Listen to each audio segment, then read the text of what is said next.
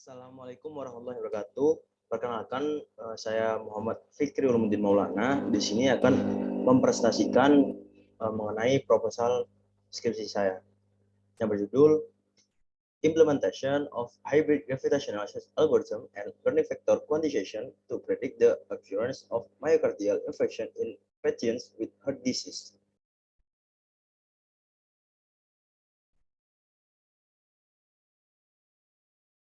First, I will explain the introduction. Background. The heart has a very vital role in the human body.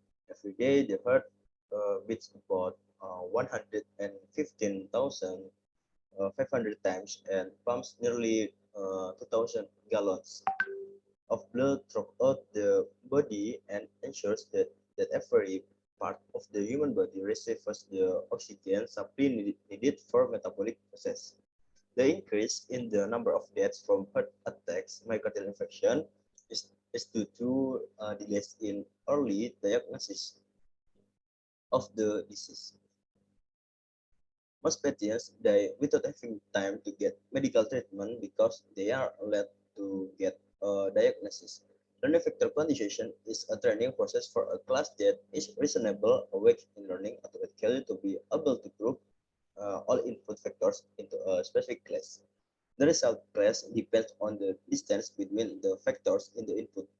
If there are two input vectors approaching, then in a commutative layer will group the two input vectors into the same class. Syaidati Masfufa, Indah Manfaatin Nur, and Muhammad Al-Haris uses the GSI algorithm to optimize clustering of fuzzy geographically weighted clustering algorithms, which is an improvement of the FCM algorithm. This study was conducted to compare the accuracy results between initial weight selection optimization testing on LVQ training using GSA or called GSA LVQ with testing without optimization of initial weight selection.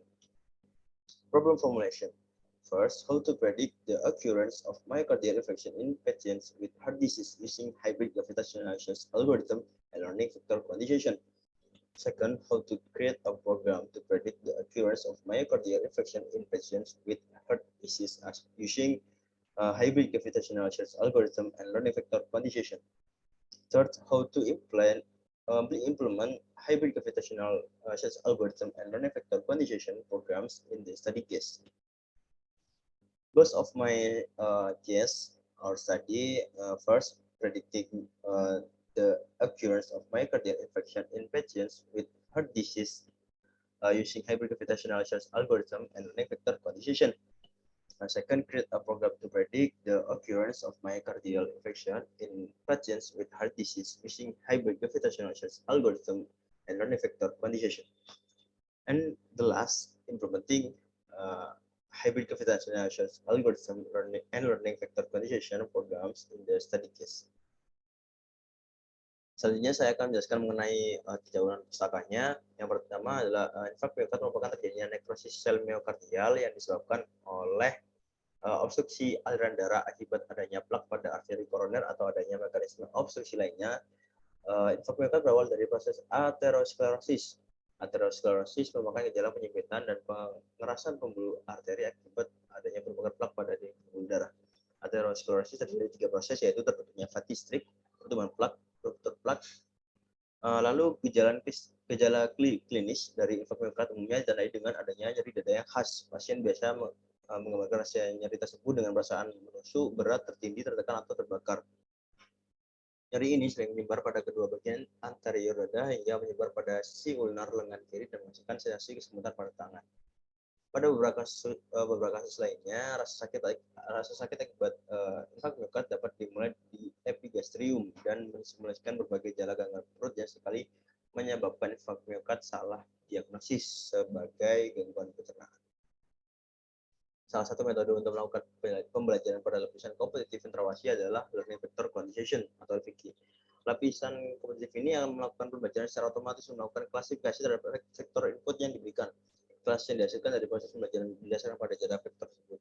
Jika ada dua vektor yang mempunyai jarak yang berdekatan, maka dikelompokkan menjadi satu kelas yang sama. Sebuah jaringan LVQ memiliki lapisan kompetitif pertama dan lapisan kedua. Pada lapisan kompetitif dilakukan proses pembelajaran untuk mengklasifikasikan vektor masukan.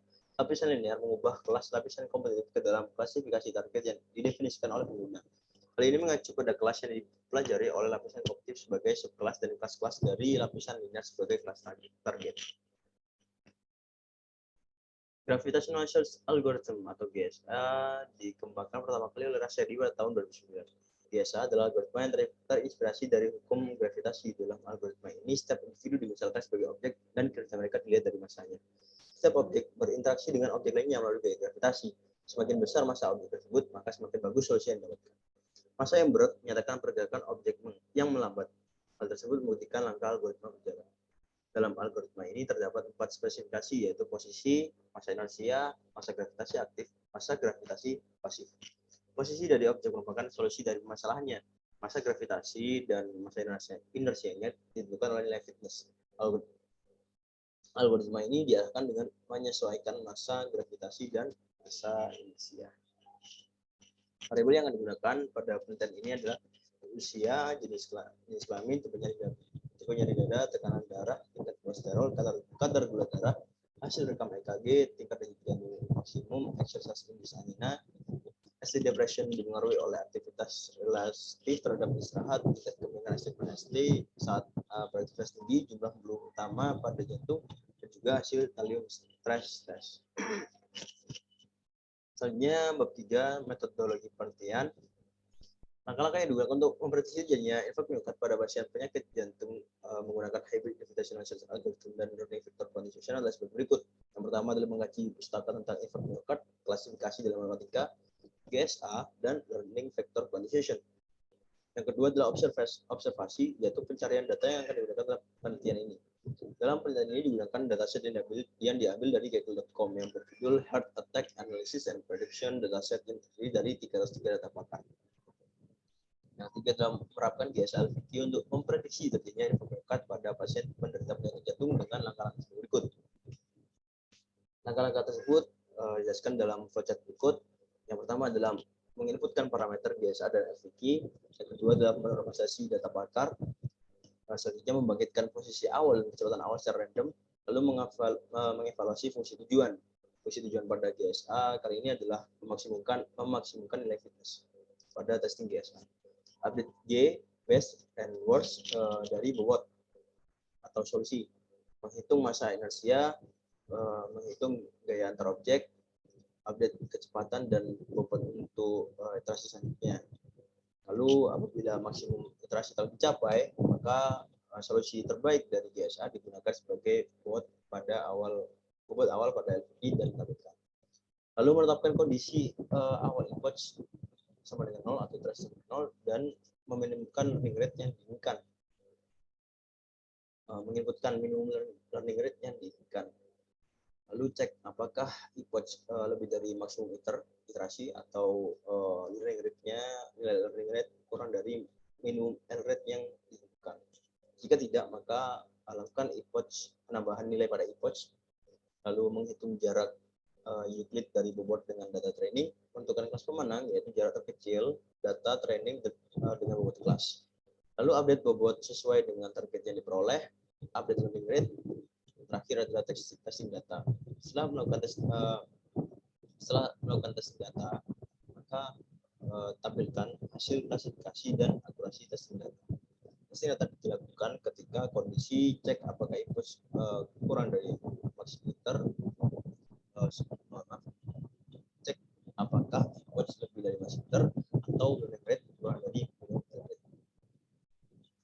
Sekian presentasi yang bisa saya sampaikan, kurang lebihnya mohon maaf. Wassalamualaikum warahmatullahi wabarakatuh.